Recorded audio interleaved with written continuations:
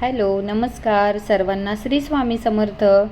तर बघा, आज आहे शुक्रवार आणि मी शुक्रवारी देवपूजेसोबत काय काय करते याचं रुटीन मी तुमच्याबरोबर शेअर करणार आहे. तर शुक्रवार असल्यामुळे मी उंबरठ्यावर हळदीचं लेपन करून घेणार आहे. तसं तर मंगळवारी आणि शुक्रवारी मी हळदीचं लेपन करत असते. तर हळदीचं लेपन कसं करायचं याचा डिटेलमध्ये व्हिडिओ आपल्या चॅनलवर मी अगोदरच अपलोड केलेला आहे.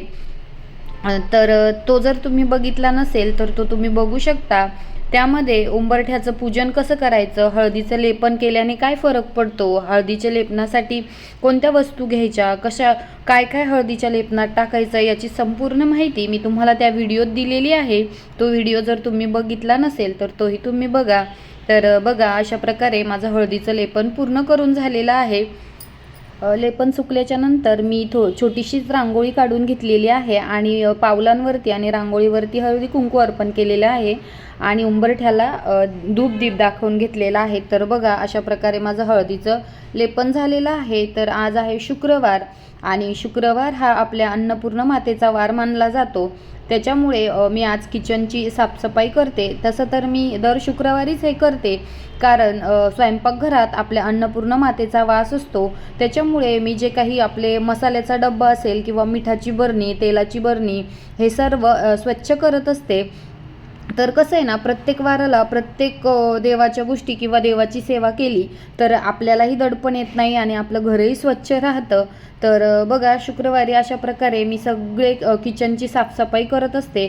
आता जे काही तेलकट भांडे असतात किंवा आपले हात लागलेले असतात डब्यांना, मसाल्याच्या डब्यांना तेलकट, तर त्याच्यासाठी मी पाणी असं गरम करायला ठेवलेलं आहे. पाणी जर गरम केलं तर चिकटपणा जो आहे भांड्यांवरती तो पटकन असा निघून जातो.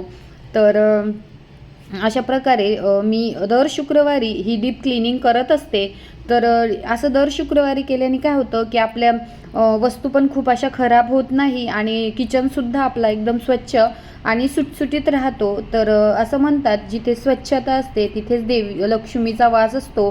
तर बघा, मी गरम पाणी आधी किटल्यांवर ओतून घेतलेलं आहे, म्हणजे किटली साफ करायला असं एकदम सोपं जातं. आणि हे जेवढ्या काही वस्तू मी घासते तर ह्या सर्व माझ्या गॅलरीत ऊन येतं, तर तिथे मी वाळवते आणि त्याच्यानंतरच या वस्तूंमध्ये मी सामान भरते. तर बघा, इथे माझे सर्व भांडे घासून झालेले आहे. तर ते मी आता गॅलरीत वाळायला ठेवलेले आहेत आणि त्याच्यानंतर येते आपली किचनची साफसफाई.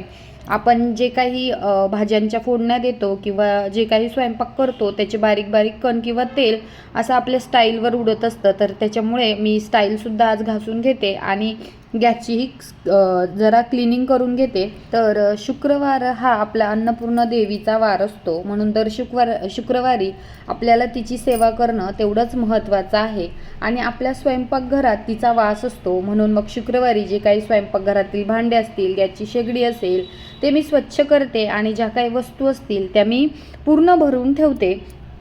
अन्नपूर्णा या शब्दाचा अर्थ म्हणजे अन्नाने भरलेली किंवा अन्नाची परिपूर्णता. अन्नपूर्णा ही पोषण आणि समृद्धीची देवी आहे. ती देवी पार्वतीचा अवतार आहे. अन्नपूर्णा केवळ शारीरिक पोषण नाही तर आध्यात्मिक पोषण देखील प्रदान करते. तिच्या आशीर्वादामुळे प्रत्येक घरात अन्न आणि समृद्धी येते. तर अन्नपूर्णा मातेचा जन्म कसा झाला याची पण एक कथा आहे. तर एकदा भगवान शंकर यांनी भौतिक जग आणि अन्न हे सर्व माया आहे असे म्हटले. यावर देवी पार्वती रुसून जगातून नाहीशी झाली. पार्वती म्हणजे प्रत्यक्ष अन्नपूर्णाच. त्यामुळे तिच्या जाण्याने जगात अन्नाचा हाहाकार माजला आणि सर्वत्र दुष्काळ पडला. भुकेने व्याकुळ झालेले लोक आणि देवता अन्न शोधू लागले. तेव्हा शिवाला अन्नाचे महत्त्व कळाले.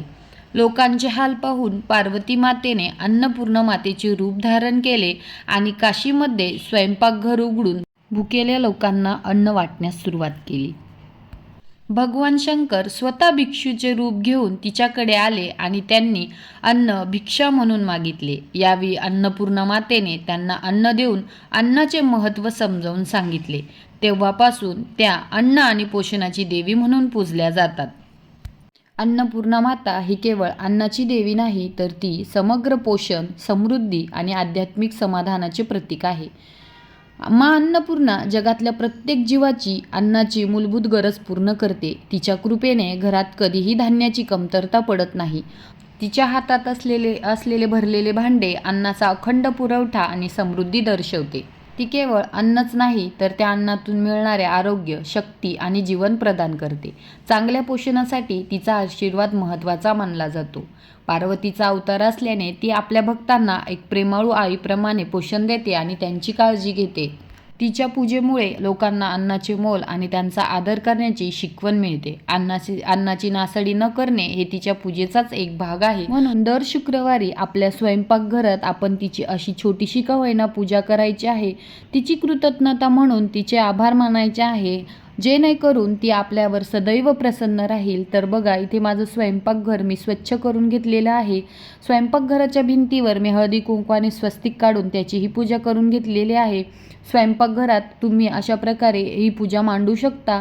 तर ही पूजा तुम्ही 1 तास जरी आपल्या स्वयंपाकघरात ठेवली तरीही चालते. तर बघा, आधी मी एक स्वस्तिक काढून घेतलं, त्याच्यावर चौरंग मांडून आपल्या अन्नपूर्णा मातेची मूर्ती स्थापन केली.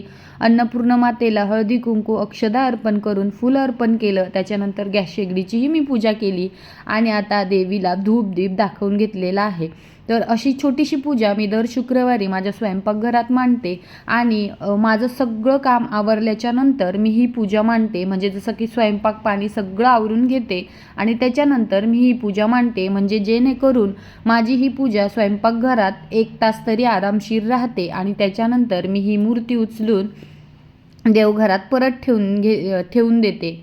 तर बघा, अशा प्रकारे मी दर शुक्रवारी माझ्या स्वयंपाकघरात अशी पूजा करत असते.